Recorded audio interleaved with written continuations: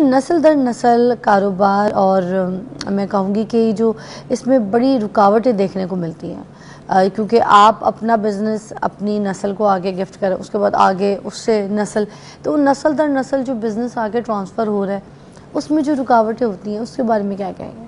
دیکھیں، اس میں سب سے امپورٹنٹ چیز تو آپ کی انٹرپرنور جس نے بزنس سٹارٹ کیا تھا اس کی جو آپ سمجھیں کہ سنسیئرٹی تھی یا سینٹٹی تھی ود ہز اون بزنس، اس کو مینٹین کرنا with the next generation is critical. ہم بچوں کو پڑھا رہے ہیں، تعلیم دے رہے ہیں، ان کو سکھا رہے ہیں، بٹ ہم ان کے اندر کیا وہ جذبہ، جوش، محبت، گروتھ کی جو ایک ہنگر ہے وہ کریٹ کر رہے ہیں کہ نہیں؟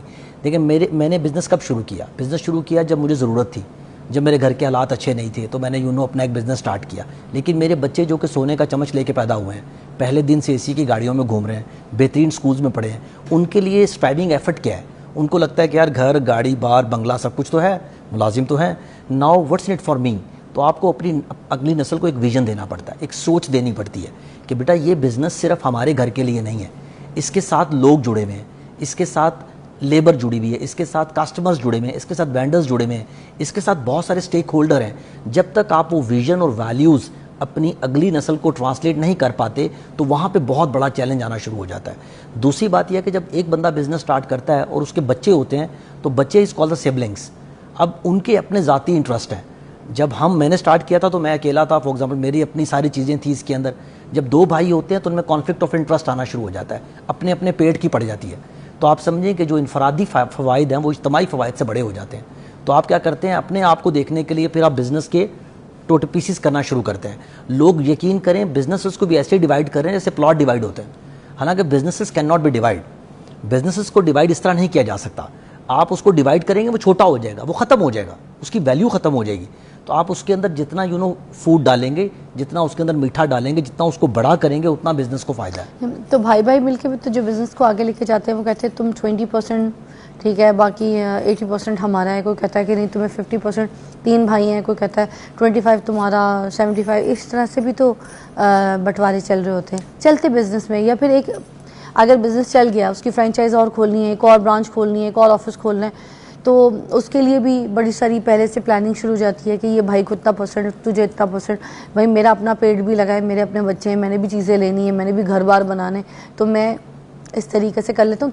تو ٹھیک ہے آئیڈیا دیتا ہے، تیرا یہ مین بزنس تھا، اب میں بھی سیم بزنس کھولنا چاہ رہا ہوں، لائسنس تیرا لے لوں گا، یہ سب کچھ تو یہ ٹھیک ہے کیا یہ سب کچھ؟ دیکھیں، یہ جو آپ نے ابھی بات کی اس کو ایکویٹی بولا جاتا ہے. اچھا. کہ جب آپ ایکویٹی کی ڈیفینیشن کہ میرے کاروبار میں کتنا حصہ ہے، 33 ہے یا 25 کے 4 ہیں یا 20 کے 5 ہیں یا 50 25. اچھا. یہ جو نمبرز ہیں یہ کاروبار کو شروع کرتے وقت ڈیسائیڈ ہوتے ہیں. اوکے. اچھا، اس کو بولتے ہیں the equity in the business, حصص داری بولتے ہیں، حصہ داری بولتے ہیں اس کو. اچھا، اس کا فیصلہ کس طرح ہوتا ہے؟ اس کا فیصلہ آپ کے پیسوں کے ساتھ ہوتا ہے. ایکویٹی 3 طرح کی ہوتی ہے. One is call the financial equity, کہ ہم دونوں نے بزنس سٹارٹ کیا، ہم لوگوں نے برابر پیسے ڈالے اور برابر کے حصے دار ہیں شروع میں. ایک ہوتی ہے اس کو بولتے ہیں سویٹ ایکویٹی.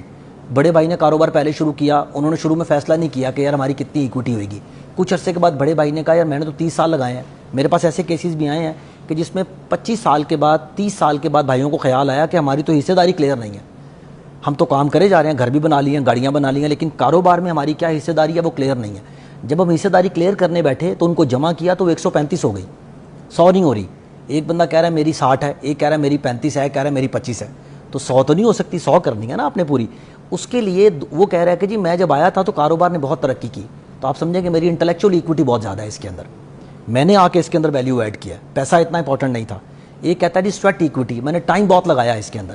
تو یہ ڈفرنٹ طرح کی انڈرسٹینڈ. آج کل کے اسٹارٹ اپس میں آپ دیکھ رہی ہوں گی کہ بہت ساری چیزیں جو ہیں انٹلیکچوئل ایکویٹی بیسڈ ہیں، کہ میں ایک آئیڈیا لے کے آتا ہوں، میں اس آئیڈیا میں آپ کے پیسے کے عوض آپ کو 10% شیئر دیتا ہوں.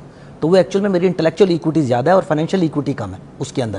تو جو کنونشنل بزنس ہوتے ہیں اس میں فائنینشیل ایکویٹی زیادہ ہوتی ہے. تو حصے داری پیسے کی مناسبت سے بنتی ہے اور مالکوں کی انڈرسٹینڈنگ سے بنتی ہے. یہ آپ ایسے نہیں بدل سکتے.